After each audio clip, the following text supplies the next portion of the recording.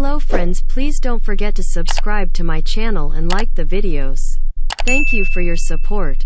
The redesigned C-Class's classic proportions and classic propulsion contrast with Benz's avant-garde EVs.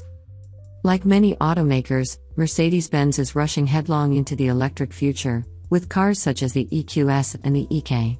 But that doesn't mean the brand is forsaking its familiar models. Case in point is the C-Class sedan, which has been redesigned for 2022. The new C gets updated mechanicals and fresh tech features, yet it's also comfortably familiar in concept and appearance. More than past generations, the latest C-Class presence is a junior S-Class. That starts with the new design's proportions. Mercedes describes the new C's design as cab backward, and the setback passenger compartment draws a sharp contrast between this car and the lesser A-Class, which is departing our market at the end of the model year, and CLA-class sedans, with their transverse-engine, front-drive architecture.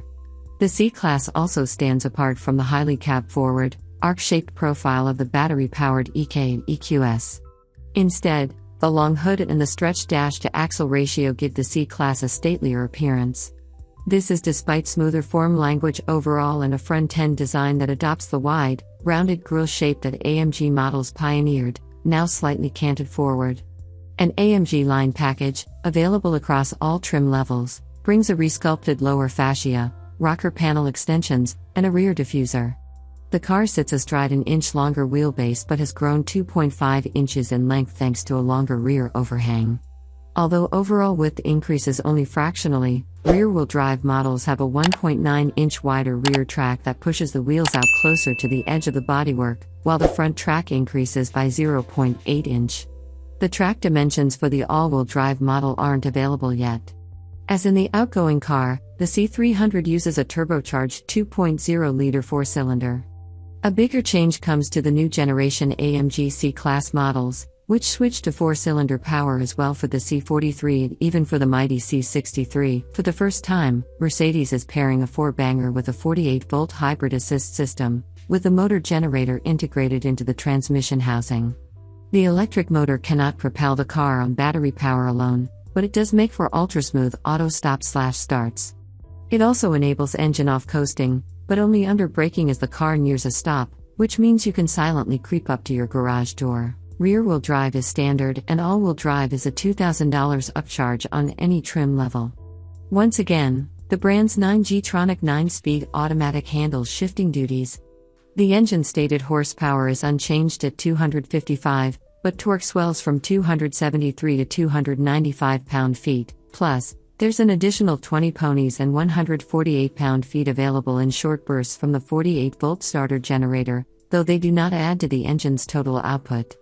In our testing, the C300 4Matic hit 60 miles per hour in 5.3 seconds, a respectable effort that is comparable to what the last BMW 330i xDrive we tested could manage, though not as quick as the 4.8 seconds it took an Audi A445 to reach that mark. The Benz's hybrid system effectively helps mask turbo lag at low speeds, and in passing maneuvers or highway merges, the powertrain zips the C-Class ahead. As the top needle approaches 5,000 revolutions per minute or so, the formerly subdued engine emits a satisfyingly angry snarl, which is a bit of a surprise given that, when you're standing outside an idling C300, this engine clatters like a diesel. EPA fuel economy estimates for the new rear-drive C-Class, 25 miles per gallon city, 35 miles per gallon highway, and 29 miles per gallon combined, are 1 to 2 miles per gallon better than the outgoing models but still short of the BMW 330i's 2636 city/highway rating.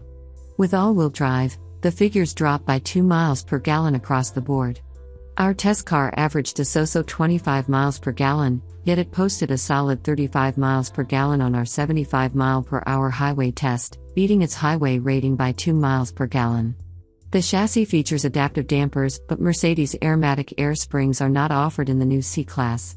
The AMG Line package includes a sport suspension with a 0.6-inch lower ride height. The C-Class offers eco, comfort, sport, individual, and, with the AMG Line, Sport Plus drive settings, which have little discernible effect on the proceedings. In any mode, body motions are well controlled, but a fair degree of harshness is transmitted to the cabin. Evidently, it's hard for Stuttgart chassis engineers to wrap their heads around the idea of a pothole-strewn infrastructure like we enjoy in the US. We'd lay some blame on staggered fitment low-profile tires that wrap the artful 19-inch wheels on our AMG Line sample car, but the situation was much the same in a different C300 that enjoyed slightly more sidewall, 18-inch wheels and 225/45 front, and 245/40 rear tires. The AMG Line's meaty rubber delivered 0.91 grams of stick on our skid pad in Michigan, although the C300 was eager to rotate with a lift of the throttle. They also helped the C-Class hang tough on empty back roads in New York's Putnam County and across the Hudson in the foothills of the Catskill Mountains. Even when the road jogged away from us coming over a blind crest and we quickly jerked the wheel, or when we had to wind on more lock in response to tightening curves, turn-in was responsive with barely any push. Nor was there much in the way of body roll.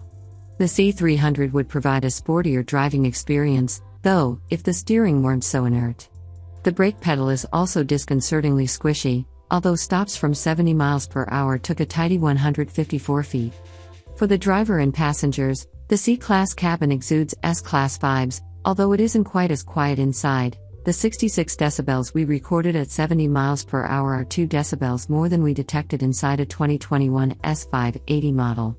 The front chairs feel much like those in the senior Benz, with deep but not confining lateral bolsters, while the cushions, which can be lengthened or shortened, offer generous thigh support. The 12.3-inch digital instrumentation display and the new portrait-oriented 11.9-inch central touchscreen are freestanding. Behind them, the dash curves downward, waterfall style. Blackwood trim with vertical aluminum lines accentuates the shape, although other material choices are available. Continuing the theme of freestanding elements, the door handle and seat switches are contained in a pod that sits proud of the door panel, and the forward part of the door armrests appears to be floating.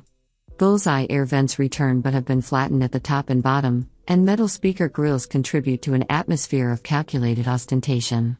The navigation system now features augmented video, as in the S-Class. When the car is approaching a turn, the display switches from the map to a forward cam video feed overlaid with directional arrows and street names. The forward camera can also function as a dash cam.